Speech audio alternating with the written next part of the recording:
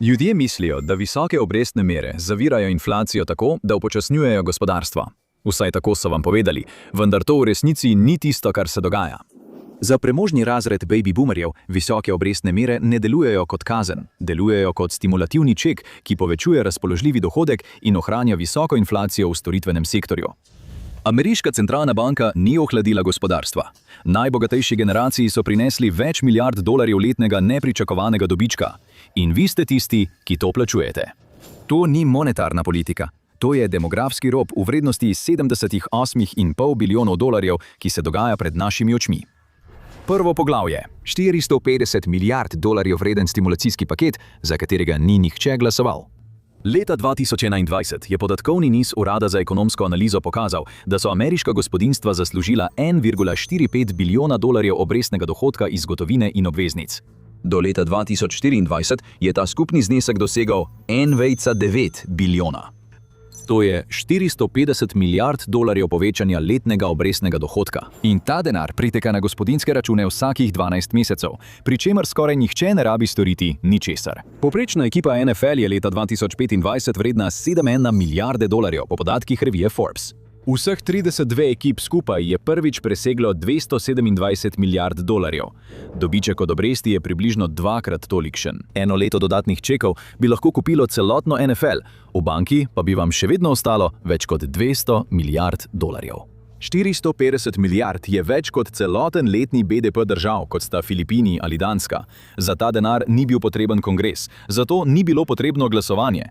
Fed je zvišal obrestne mere, ostalo pa je opravila preglednica. In denar ni bil razdeljen enakomerno. Četrtletno poročilo Feda o premoženju gospodinjstev je pokazalo, da je denar pritekal v zakladne menice, denarne sklade, depozitne certifikate in kratkoročne podjetniške obveznice. Gospodinjstva, starejša od 60 let, imajo v lasti večino teh instrumentov. Ko je obrestna mera Fed presegla 5%, so ta sredstva začela prinašati donose, kakršnih nismo videli vse od predkriznega leta 2008. In to je težava. Naloga ameriške centralne banke je upočasniti gospodarstvo s tem, da podraži denar. Zadolževanje bi moralo boleti, poraba naj bi upadla in cene naj bi se umirile. To je lekcija, ki se je naučil vsak študent prvega letnika ekonomije. Ta lekcija pa opisuje gospodarstvo, ki ne obstaja več. Mlajša gospodinjstva s 7% hipotekami in 24% obrestno mero na kreditnih karticah so naletela na zavoro. Njihovi starši in stari starši, ki imajo 1,2 milijona dolarjev v zakladnih menicah, pa so dobili pospešek. Fed je pritisnil na oba pedala hkrati in tisti z denarjem so zmagali v tej igri. Inflacija storitev, tista, ki jo občutite v restavracijah, na vozovnicah za križarjenje in pri zobozdravniških računih, noče upasti. Razlog je jasno v številkah. Ne moreš ohladiti trga, ko so njegovi največji kupci pravkar dobili trajno povišico. Torej, tukaj je vprašanje. Kako je ena starostna skupina postala tako močna, da je prekršila osnovna pravila monetarne politike?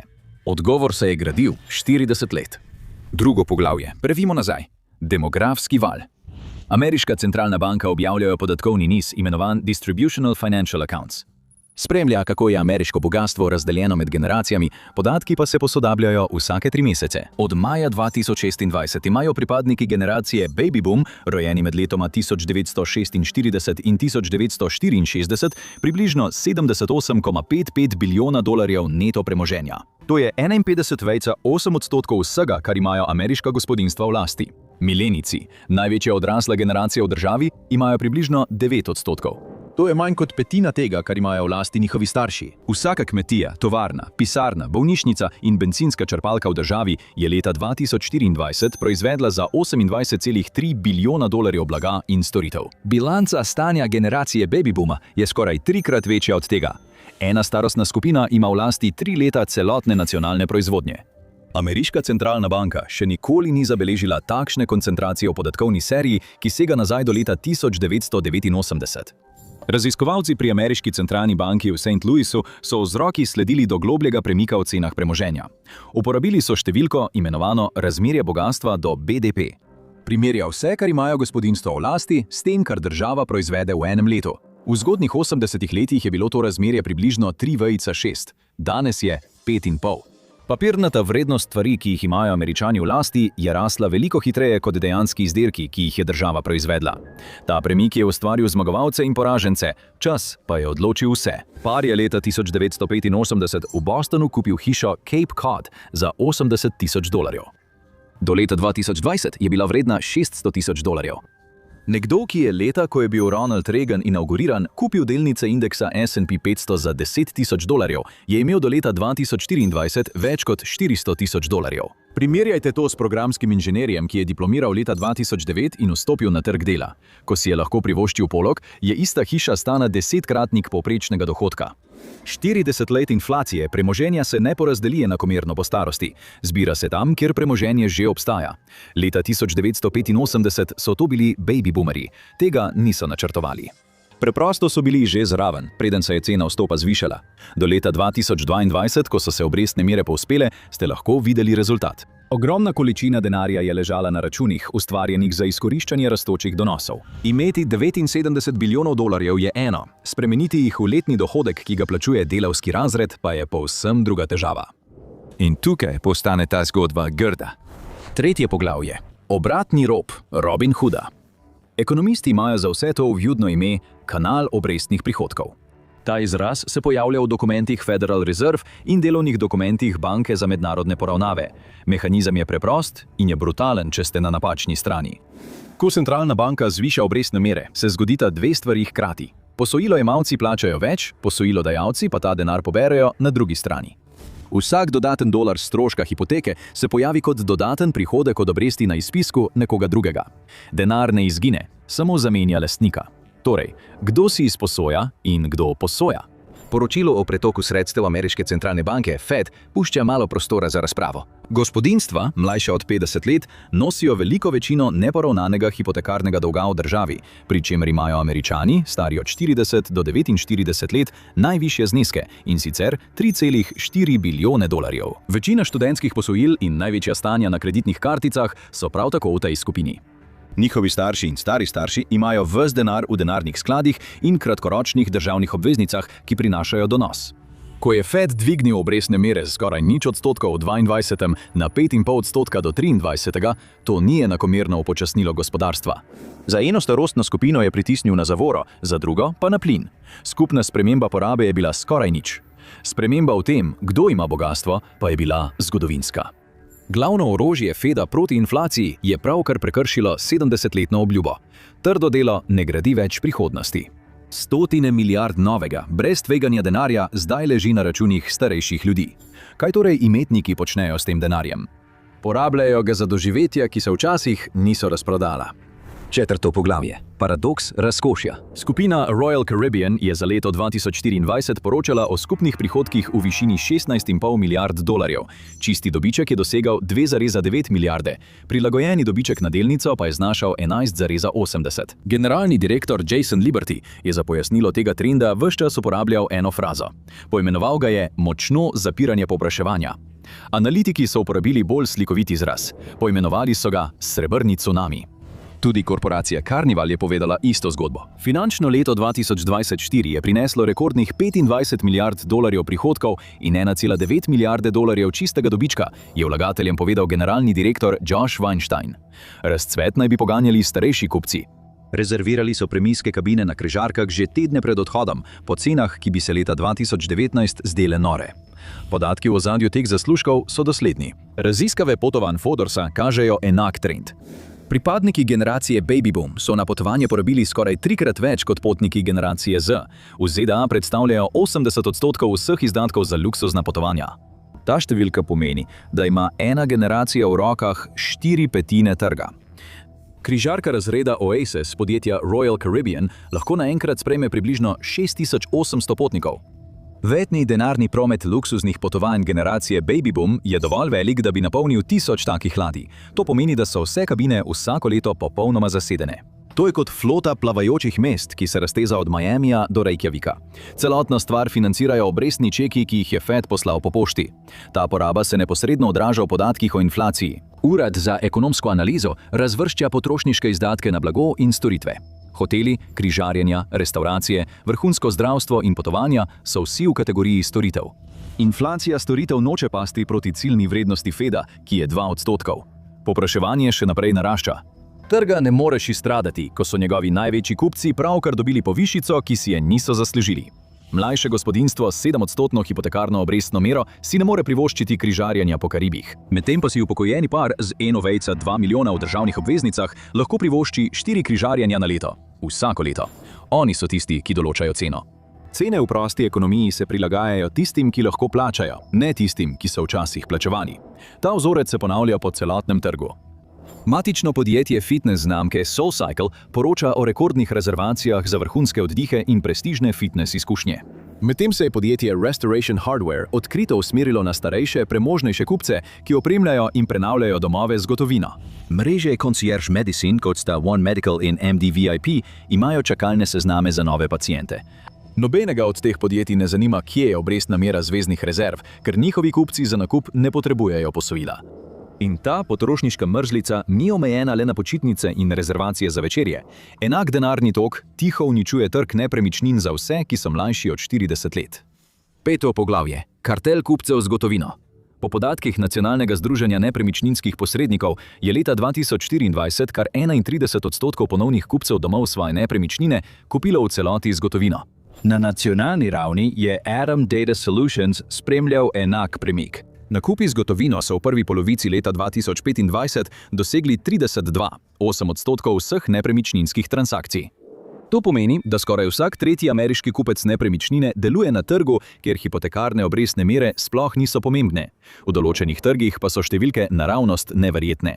V West Palm Beach, na Floridi, je bilo leta 2025 kar 49% vseh prodaj nepremičnin opravljenih z gotovino. Miami je dosegel skupno 43% v segmentu nad $1 milijon, pa je ta delež presegal 65% v Neaplju na Floridi.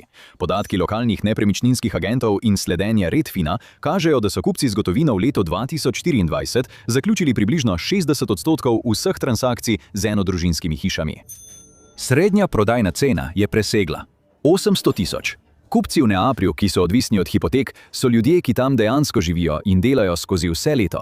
Zdaj jih izrinjajo upokojenci, ki priletijo iz New Yorka in Illinois s čeki, ki so že napisani. Gotovina zmaga pri vseh dejavnikih, ki so pomembni za prodajalca. Gotovina ponuja hitrost, zanesljivost in čist zaključek, brez banke, ki bi zavlačevala odobritev.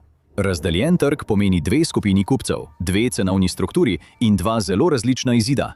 Visoke obrestne mere kaznujejo samo posojilojemalce. Skupina starejših od 55 let je večinoma neodvisna od gibanja obrestnih mer. Nakupov ne financirajo na enak način in pogosto imajo sredstva, ki jim prinašajo koristi zaradi višjih donosov. Politika Feda jim ne škoduje, ampak jim prinaša dobiček. Gotovinskega kupca ne moreš prekositi samo z dohodkom. Prav tako si ne moreš privoščiti obrestnih mer, ki delujejo proti tebi. Tako, naslednje vprašanje ni več povezano s strategijo. Postane vprašanje, ali pot do lastništva sploh še obstaja za kogarkoli, rojenega po letu 1985. 6. poglavje. Koreninski vzrok. Smrt dela. Razmerje med bogastvom in BDP-jem v ZDA je najpomembnejša številka v ameriški ekonomiji, o kateri skoraj nihče ne govori. Leta 1985 je bilo pri približno 3,6. Do leta 2024 pa je bilo po podatkih Federal Reserve bližje 5,5. Spodnja številka, torej kar ljudje zaslužijo z delom, je naraščala enakomerno kot vedno. Zgornja številka, torej kar ljudje že imajo v lasti, pa se je hitro oddaljila. Ta razlika se ni povečala, ker bi ljudje bolj trdo delali. Povečala se je, ker se lastništvo kopiči. Gospodarstvo ne nagrajuje več samo truda, nagrajuje tiste, ki so bili zraven zgodaj. Poglejte podatke o dohodkih iz Ameriškega urada za ekonomsko analizo. Sledi nečemu, kar imenujejo delež dela v nacionalnem dohodku. V bistvu, koliko od vsakega zasluženega dolarja v gospodarstvu gre za plače? V zgodnjih 80 letih je ta delež znašal približno 64%. Danes je ta delež bližje 56%. Ta razlika ni kar izginila, ampak se je iz plač preusmerila v donose iz premoženja. Vsaka odstotna točka, ki se je premaknila iz plač v kapital, pomeni stotine milijard na leto. Donosi gredo tistim, ki že nadzorujejo to množico premoženja, ne pa tistim, ki ustvarjajo novo vrednost. Amerika še ni dosegla skrajnosti fevdalnega sistema Velike Britanije iz 19. stoletja, vendar smer na grafu bogastva glede na BDP kaže prav tja. Če je delo mrtvo kot način za ustvarjanje bogastva, ostane ljudem, mlajšim od 40 let, le ena pot. 7. poglavje. Past dedovanja. Po podatkih LendingTree je 78% lastnikov stanovanj iz generacije Z, starih od 18 do 29 let, prejelo pomoč družine za plačilo pologa. 33% jih je naravnost povedalo, da brez te pomoči ne bi mogli kupiti svojega doma. Velikokrat omenjeni prenos bogastva v vrednosti $84 bilijonov je resničen, dogaja se. Podjetje Cerulli Associates napoveduje, da se bo denar v naslednjih 2 desetletjih prenesel z starejših na mlajše generacije. Toda ta prenos je pogojen. Poteka prek banke mame in očeta. Ljudje brez te banke so izrinjeni iz lastniškega gospodarstva. Redfinova anketa kupcev za leto 2024 je pokazala, da je 63% vseh kupcev iz generacije Z in milenijcev prejelo denarno darilo od družine za sklenitev posla. 16% jih je uporabilo podedovan denar. Povprečna vrednost darila je presegla $50,000. V dragih metropolitanskih območjih, kot sta Boston in Seattle, vrednost daril pogosto presega $150,000. Ustvarja se trajni razred zmagovalcev in poražencev, takšen, ki temelji izključno na rojstni pravici. Kupci brez pomoči družine ne kupujejo le počasneje, popolnoma izpadajo iz lastniške lestvice. Postanejo najemniki za vse življenje, ki s svojimi najemninami odplačujejo hipoteke tistih, ki so prejeli darila. Kakšna družba torej zamenja delo s čakanjem? Gospodarstvo, kjer je čas pogreba starša pomembnejši od vaše vsakodnevne službe? Odgovor je družba, ki jo že imamo. Večina ljudi to šele začenja ugotavljati. 8. poglavje poravnava demografski zid. Statistični urad ZDA napoveduje spremembe prebivalstva za 20 let vnaprej in dosledno imajo prav. To kaže, da se generacija, rojena med letoma 1946 in 1964, stara po določenem časovnem načrtu. Ni nobene nejasnosti, le znana krivulja, ki se premika naprej. Aktuarske tabele že upoštevajo, kdaj se to premoženje začne razpletati, ne kot teorijo, ampak kot časovni okvir. Zvezne rezerve so že izvedle modele o tem, kako ta premik vpliva na porazdelitev premoženja skozi čas. To ni nekaj, kar bi morali razlagati ali ugibati. To je že določeno. Davčna reforma ne more dovolj hitro premakniti $79 bilijonov, da bi pomagala komorkoli, ki je trenutno mlajši od 40 let. Ponovna uvedba ničelnih obrestnih mer bi samo ponovno napihnila vrednosti sredstev, ki so vrzel sploh povzročila. Volilne večine, tudi če bi jih lahko sestavili, ne morejo izničiti. 40 let koncentracije premoženja. In generacija, ki ima koristi od trenutne ureditve, voli v večjem deležu kot kdorkoli drug. Obstaja samo ena pot ven, in to je pogreb. Nakopičeno bogastvo, opisano v tem poročilu, se konča, ko se končajo njegovi imetniki. Dedovanje iz 7. poglavja na to odloči, kateri potomci dobijo ključe. Noben drug izklop ni na voljo. Le čas in smrt lahko ustavita ta cikel. Davku na premoženje, če bi ga kongres sploh sprejel, bi sledili ustavni boji, ki bi trajali desetletja. Davek na dediščino že obstaja, vendar je prag v letu 2025 postavljen nad $13 milijonov na osebo. Večina dediščin generacije baby boom preide brez davka pod tem pragom. Fiskalni vzvodi, ki jih ima Washington na voljo, so premajhni za problem v višini $79 bilijonov. Orodja, ki bi dejansko lahko kaj spremenila, zahtevajo politično koalicijo, ki ne obstaja in se ne more oblikovati. Nobeno podjetje ni ukradlo ameriških sanj. Nobena tuja sila jih ni zasegla. Generacija, ki je izumila povojno različico sanj, jih je kupila z gotovino. Leta 1972 so si za 2-letno plačo kupili hiše. NATO so opazovali, kako so te hiše postale pokojninski računi, vredni 15 let plače mlade osebe, zdaj pa pobirajo obresti od denarja, ki je financiral ta rob. Sistem deluje, le ne tako, kot ljudje mislijo. Sledi demografskim spremembam pod površjem. Nadzor inflacije ni pokvarjen pri zveznih rezervah. Deluje v gospodarstvu, kjer različne starostne skupine popolnoma različno reagirajo na spremembe obrestnih mer. Enaka politika, različni učinki. Tudi stanovanjski trg ne deluje narobe. Preoblikuje ga to, kdo že ima premoženje v primerjavi s tistimi, ki si morajo še izposoditi, da vstopijo na trg. Sčasoma se ta razlika kopiči in postane mehanizem razvrščanja. Ne zaradi zasnove politike, ampak zaradi letnika rojstva. Rezultat pravzaprav ne izgleda kot kriza, izgleda kot sistem, ki dela točno to, za kar je bil vzpostavljen. Ne konča se vse naenkrat. Dogaja se počasi, ko ena generacija postopoma zapušča sistem. Do takrat se bogastvo še naprej premika na enak način kot doslej, bolj iz lastništva kot iz dela. Trud ne izgine.